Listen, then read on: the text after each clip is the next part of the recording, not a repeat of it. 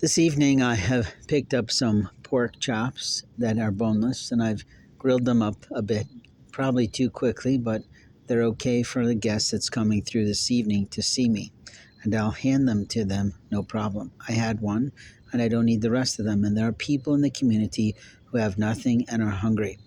At the same time, people know how to cut those up thinly and use them in salads for the next day if they're going to work in some way and making something to take as a lunch pail so they know what to do. You can get lunch pails just about anywhere today for all kinds of prices, but you can also just go to the Dollar Tree or the dollar store and pick up some Rubbermaid containers and put things in the company refrigerator.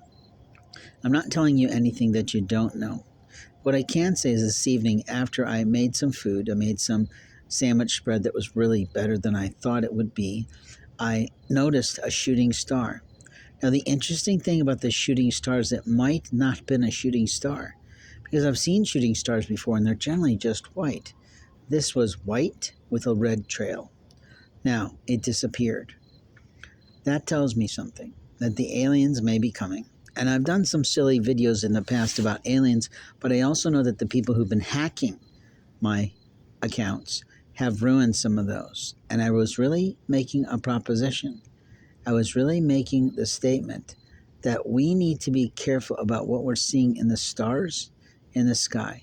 And we need to be very careful how we use our minds in every way. You see, if there's an alien species like we've seen in Star Wars or other films, we have to understand what they're about and how smart they are.